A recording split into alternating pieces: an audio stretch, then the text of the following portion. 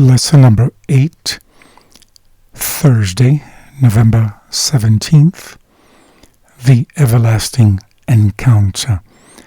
1 Corinthians 15, 51 to 55 says, Behold, I show you a secret. We shall not all die, but we shall all be changed. In a moment, in the twinkling of an eye, at the last trump, for the trumpet shall sound, and the dead shall be raised incorruptible, and we shall be changed. For this corruptible must put on incorruption, and this mortal must put on immortality.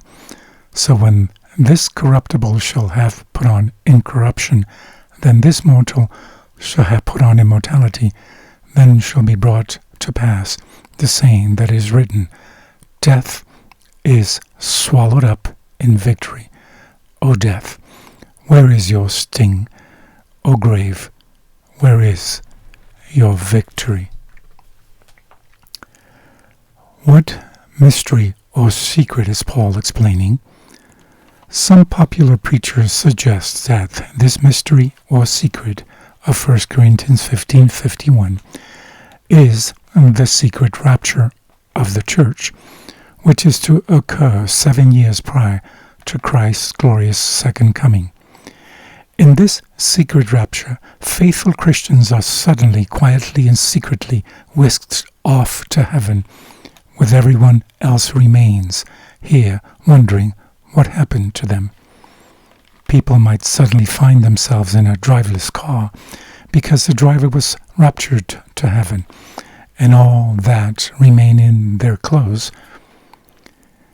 The 16-volume best-selling Left Behind series, turned into 4 movies, promoted this false teaching, exposing millions to it. Of course, no biblical passage endorses such an artificial distinction between the rapture and the second coming.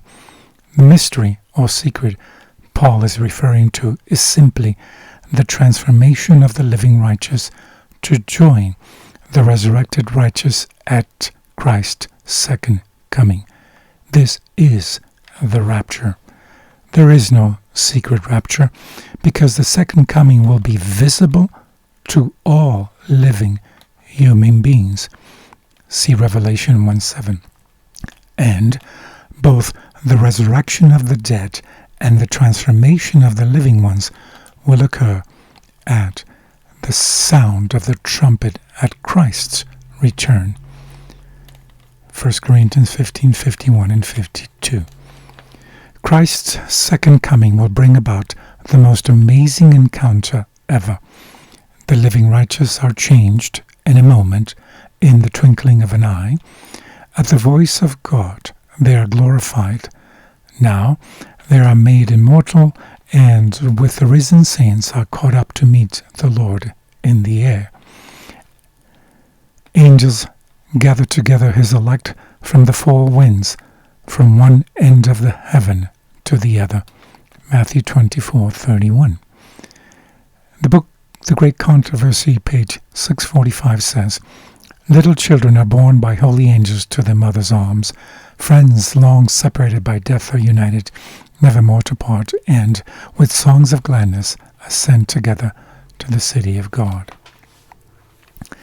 This is such an amazing promise, something so different from anything that we have experienced that it's hard to grasp. But think about the vastness of the cosmos, as well as the incredible complexity of life here. Creation itself testifies to God's amazing power. What does all this teach us about the power of God to translate the living and raise the dead at Jesus' second coming? From the book The Desire of Ages, page 632, it says, Christ is coming with clouds and with great glory. A multitude of shining angels will attend him. He will come to raise the dead and to change the living saints from glory to glory. He will come to honor those who have loved him and kept his his commandments, and to take them to himself. He has not forgotten them nor his promise. There will be a linking of the family chain.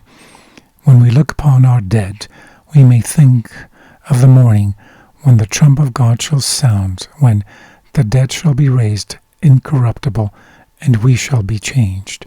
1 Corinthians 15:52. A little longer, and we shall see the King in his beauty. A little longer, and he will wipe all tears from our eyes. A little longer, and he will present us faultless before the presence of his glory with exceeding joy. Jude 1:24. Wherefore, when he gave the signs of his coming, he said, when these things begin to come to pass, then look up and lift up your heads, for your redemption draweth nigh. Have a blessed day.